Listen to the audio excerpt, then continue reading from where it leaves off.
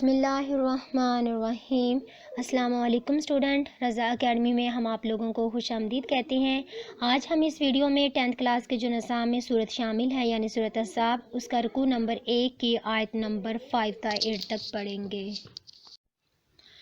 اب ہم آتے ہیں اسٹوڈنٹ اپنے سبق کی طرف یعنی صورت احزاب کی آیت نمبر 5 کی طرف۔ لاسٹ ویڈیو میں جو ہم نے پڑھا تھا وہ آیت نمبر 4 تک پڑھا تھا۔ جو لاسٹ ویڈیو میں ہم نے لیپالکوں کے بارے میں پڑھا تھا، لیپالکوں کے بارے میں اب جو آیت نمبر 5 میں ہم اس کی وضاحت کریں گے کہ اللہ تعالیٰ کی ذات نے کیا بیان فرمایا۔ ہم شروع کرتے ہیں آیت نمبر 5۔ اعوذ باللہ من الشیطان الرجیم، بسم اللہ الرحمن الرحیم۔ ادعو پکارو ہم ان کو، لی واسطے، آبائہم ان کے باپوں کے، کیا ان کے باپوں کے یعنی ان کے باپوں کے نام سے، ہوا وہ اقساط زیادہ پسندیدہ بات ہے یا زیادہ انصاف والی بات ہے، اندہ پاس اللہ ہی اللہ کے۔ اللہ تعالیٰ کی ذات نے کیا بیان کیا کہ لیپالکوں کو ان کے باپوں کے نام سے پکارو، یہ اللہ کے نزدیک زیادہ پسندیدہ بات ہے۔ ہاں اگر تمہیں ان کے باپوں کے نام معلوم نہیں تو پھر تمہارے لیے کیا احکامات ہیں۔ فا پس ان اگر لم نہ تعلموا تم جانتے ہو، آباءہم ان کے باپوں کو یعنی ان کے باپوں کے نام تم نہیں جانتے، فا پس اخوانو بھائی ہیں، کم تمہارے، پس وہ تمہارے بھائی ہیں، فی میں دین میں، وا اور موالی دوست ہیں، کم تمہارے۔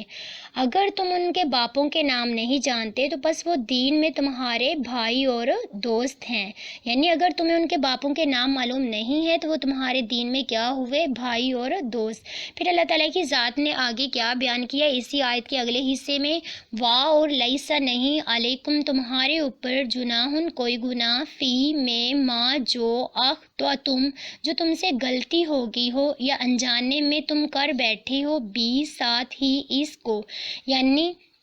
تم اللہ کے احکامات سے پہلے نا واقف تھے اور تم نے اپنا نام ان کو دے لیا تھا، مطلب کہ ان کا اصلی جو باپ تھے ان کے باپوں کے نام سے پکارتے نہیں تھے بلکہ تم نے لیپالک پالے ہوئے تھے، اس کو تم اپنا نام دے دیا ہے، تو پھر کیا ہوا، یہ غلطی تم سے سرزد ہو چکی ہے تو اس پہ تمہیں کوئی بھی مواخذہ نہیں ہوگا، یعنی تمہاری اس پہ پکڑ نہیں ہوگی۔ ہاں کس بنا پہ پکڑ ہو سکتی ہے، وا اور لیکن ماں جو تعمدت تم جان بوجھ کے کریں، یا قلوبکم تمہارے دل یعنی جو کام تمہارے دل یا تم جان بوجھ کے کرو یا قصد دل سے کرو یا ارادتاً کرو تو اس پر تمہارا مواخذہ ہوگا، یعنی اس پر تمہاری پکڑ ہوگی۔ پھر اللہ تعالیٰ کی ذات نے لاسٹ میں اسی آیت کے کیا فرما دیا، وَقَانَ اللَّهُ غَفُورٌ رَحِيمًا، بے شک اللہ تعالیٰ بخشنے والا اور رحم کرنے والا ہے۔ یعنی یہ جو آیت کا حصہ ہے یہ کس سے ریلیٹ کر رہا ہے اسٹوڈنٹ، یہاں سے کر رہا ہے کہ اگر تم نے غلطی سے یعنی انجانے میں اس کو اپنا نام دے لیا ہو، اس کے اصل باپوں کے نام سے تم نہیں پکارتے تھے تو تم پر کوئی بھی مواخذہ یعنی کوئی بھی غلطی سے اگر ہو چکا ہے تو تم پہ کوئی بھی پکڑ نہیں ہوگی، بے شک اللہ تعالیٰ بخشنے والا اور رحم کرنے والا ہے۔ اب ہم اس کی اگر وضاحت پہ آتے ہیں، اسی آیت مبارکہ میں منہ بولے بیٹوں کے بارے میں وضاحت فرمائے گی کہ حضور صلی اللہ علیہ وسلم نے حضرت زید رضی اللہ تعالیٰ عنہ کو منہ بولا بیٹا بنا لیا تھا۔ لوگ حضرت زید کو زید بن حارثہ کی بجائے زید بن محمد کہنے لگے۔ اس پر اللہ تعالیٰ کی ذات نے یہ آیت نازل کی، یعنی یہ حکم نازل ہوا۔ اس کے بعد کیا ہوا، نبی کریم صلی اللہ علیہ وسلم نے فرمایا جس نے اپنے آپ کو اپنے باپ کے سوا کسی اور کا بیٹا کہا اور وہ یہ جانتا ہے کہ یہ شخص اس کا باپ نہیں ہے، اس پر جنت حرام ہے۔ اخلاقاً رسمی طور پر کسی کو بیٹا بیٹی یا بہن بھائی کہنا جائز ہے، اس پر کوئی گناہ نہیں۔ تو اس طرح آتے ہیں ہم اسٹوڈنٹ آیت نمبر 6 کی طرف۔ النبی نبی اولا زیادہ حق رکھتی ہیں، بالمؤمنین ساتھ مومنین کے یا مومنین پر، من سے انفسہم ان کی جانوں پر۔ کیا اللہ تعالیٰ کی ذات نے یہاں پہ اسٹوڈنٹ فرمایا کہ نبی مومنوں پر ان کی اپنی جانوں سے بھی زیادہ حق رکھتے ہیں۔ اب کیا مطلب ہے کہ اس کا اللہ تعالیٰ کی ذات نے یہاں پہ بیان کر دیا کہ نبی مومنوں پر ان کی اپنی جانوں سے بھی حق رکھتے ہیں؟ اگر ہم اس کی تشریح پہ آتے ہیں، اس آیت مبارکہ کی تشریح حضور صلی اللہ علیہ وسلم کی اس حدیث سے ہو جاتی ہے۔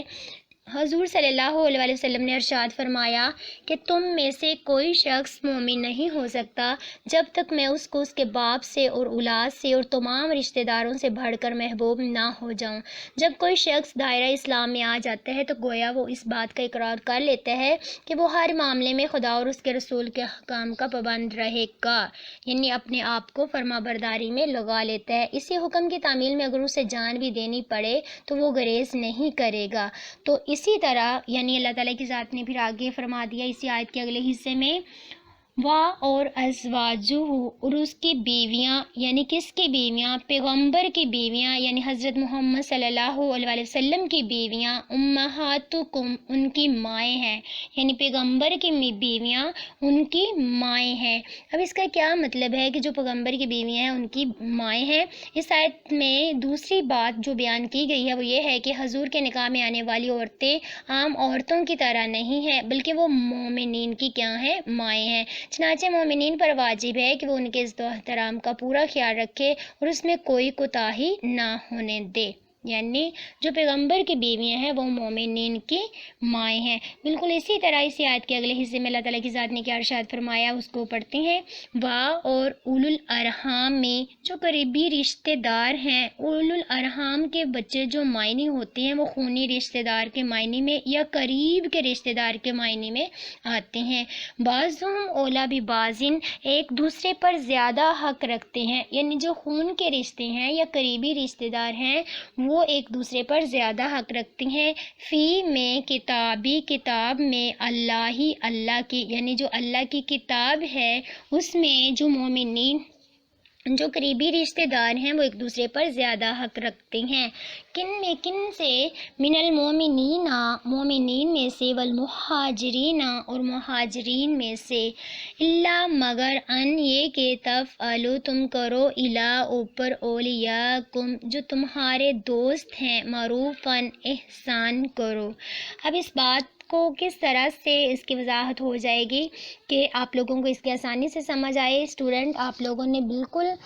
غور سے سننا ہے تاکہ آپ لوگوں کو یہ تھوڑا سا ڈیفیکلٹ پوائنٹ ہے آپ لوگوں کو سمجھ آ جائے گی جب آپ لوگ اس کو غور سے سنیں گے۔ دیکھیں اسٹوڈنٹ، اللہ تعالیٰ کی ذات نے پہلے اسی آیت کے حصے میں کہا تھا کہ جو پیغمبر ہیں وہ مومنین پر ان کی اپنی جانوں سے بھی زیادہ حق رکھتے ہیں۔ دوسرے نمبر پہ اسی آیت کے حصے میں اللہ تعالیٰ کی ذات نے فرمایا جو پیغمبر کی بیوی ہیں وہ ان کی مائیں ہیں۔ تیسرے نمبر پہ اللہ تعالیٰ کی ذات نے فرمایا جو قریبی رشتہ دار ہیں وہ ایک دوسرے پر زیادہ حق رکھتے ہیں اللہ کی کتاب میں بنسبت مومنین اور مہاجرین کے۔ یہاں سے کیا مراد ہے کہ مومنین اور مہاجرین کے؟ دیکھیں شروع میں انصار اور مہاجرین کے درمیان نبی کریم صلی اللہ علیہ وسلم نے ایک رشتہ قائم کیا تھا جسے بھائی چارے کا نام دیا جاتا ہے، جو مواخات مدینہ کے نام سے بھی مشہور ہے۔ یہ رشتہ قائم کر کے تو دونوں ایک دوسرے کا وارث بنایا گیا تھا، بعد میں اللہ کے حکم سے اس کو منسوخ کر دیا گیا اور قریبی رشتہ داروں کو میراث کا حق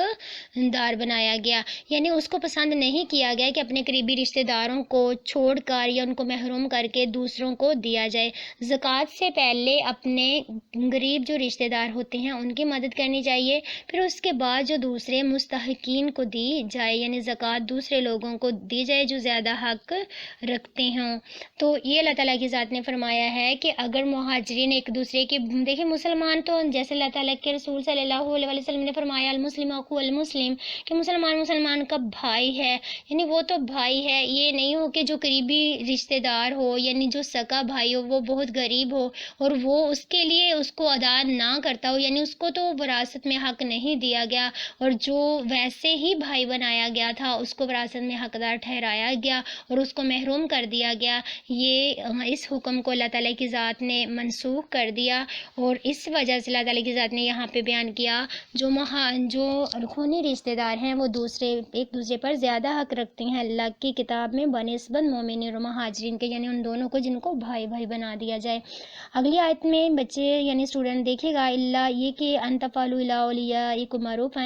ہاں اگر تم ان بھائیوں کے ساتھ ان دوستوں کے ساتھ احسان کرنا چاہتے ہو تو تم کر سکتے ہو، یعنی ان کو اچھے طریقے سے ان کے ساتھ پیش آنا، اگر ان کو ضرورت ہے ان کی ضروریات کا خیال رکھنا، ہر وقت ان کا پراپر طریقے سے خیال رکھنا۔ ہاں تم ان کو ہدیہ بھی دے سکتے ہو، کوئی تحفہ بھی دے سکتے ہو، اگر ان کو کوئی وصیت بھی کر کے جانی ہے وصیت بھی کر سکتے ہو، مگر اس طرح کرنا ہے کہ قریبی رشتہ دار کا حق نہ مارا جائے۔ تو پھر اگلی آیت میں اللہ تعالیٰ کے ذات نے کیا فرمایا، کانا ذالک فی الکتاب مسطورا، اور یہ اللہ کی کتاب میں لکھا ہوا ہے، یعنی یہ جو ساری اس کی ڈیٹیل ہے، تفصیل ہے، اللہ کی کتاب میں لکھ دی گئی ہے کہ کوئی کیا ہے یا مومنین ایک دوسرے پر کس طریقے سے حق رکھتے ہیں، یعنی جو ساری تفصیلات ہے وہ اللہ تعالیٰ کی کتاب میں لکھی ہوئی ہے۔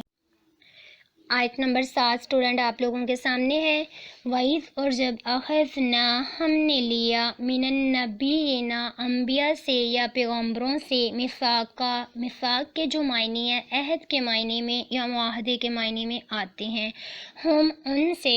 وا اور من کا آپ سے، کاف زبر کا سے یہاں کون مراد ہے، یعنی پیغمبر صلی اللہ علیہ وسلم کو کہا گیا ہے کہ ہم نے انبیاء سے جب عہد لیا تھا ان میں سے آپ بھی تھے، وا اور من سے نوح اور حضرت نوح علیہ السلام سے لیا، و ابراہیم اور حضرت ابراہیم علیہ السلام سے لیا، و موسیٰ اور حضرت موسیٰ علیہ السلام سے لیا، و عیسیٰ ابن مریم اور حضرت عیسیٰ علیہ السلام سے لیا، یعنی مریم کے بیٹے عیسیٰ، حضرت عیسیٰ علیہ السلام سے لیا، وا اور اخذنا ہم نے لیا منہم ان میں سے، میثاقاً عہد، غلیظاً گاڑا یا پکا یا پختہ عہد لیا،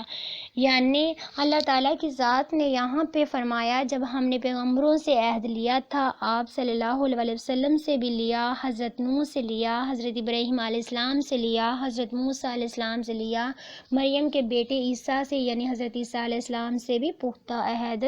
لیا تھا۔ اب اس کی وضاحت، اگر ہم اس آیت کی وضاحت کریں پھر آپ لوگوں کو اچھی طرح سمجھ آ جائے گی۔ اس آیت مبارکہ میں عہد سے مراد اللہ تعالیٰ کی اطاعت کا عہد ہے۔ تمام انبیاء سے اللہ تعالیٰ نے اس بات پر پختہ عہد لیا کہ وہ اللہ تعالیٰ کی اطاعت کریں گے اور دوسروں سے اطاعت کروائیں گے، اللہ کے احکام جو کہ دوسروں تک پہنچائیں گے، یعنی اس میں ذرا بھی کمی پیشی نہیں کریں گے، ان کو نافذ کرنے کی عملاً کوشش کریں گے۔ دراصل یہ قول و قرار کیا گیا ایک دوسرے کی تائید و تصدیق بھی کرے گا۔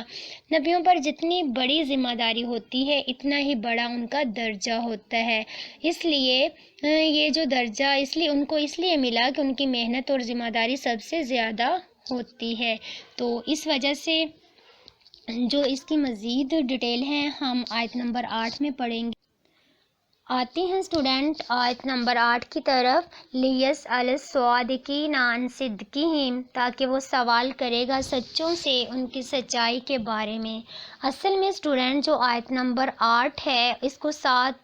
کے ساتھ ریلیٹ کیا گیا ہے، یعنی اللہ تعالیٰ کی ذات سچوں سے ان کی سچائی کے بارے میں دریافت کرے گا، یعنی جو پیچھے انبیاء سے وہ راست باز تھے یعنی سچے تھے، ان سے ایک پختہ عہد لیا تھا کہ وہ اللہ کی اطاعت کریں گے اور دوسروں سے اللہ کی اطاعت کروائیں گے، یعنی اللہ تعالیٰ کے احکامات کو دوسروں تک پہنچائیں گے اور کیا اس کو نافذ کروانے کی کوشش کریں گے۔ اس طرح اللہ تعالیٰ کی ذات نے فرمایا کہ اللہ ان سے یعنی ان سچوں سے ان کی سچائی کے بارے میں دریافت کرے گا۔ پھر اللہ تعالیٰ کی ذات نے اس آیت کے آگے فرما دیا، وَأَعَدَّ لِلْكَافِرِينَ عَذَابًا أَلِيمًا، اور اللہ تعالیٰ کی ذات نے کافروں کے لیے دردناک عذاب تیار کر رکھا ہے۔ اب اس کا کیا مطلب ہے کہ اللہ پیچھے تو کہہ دیا کہ ہم سچوں سے ان کی سچائی کے بارے میں دریافت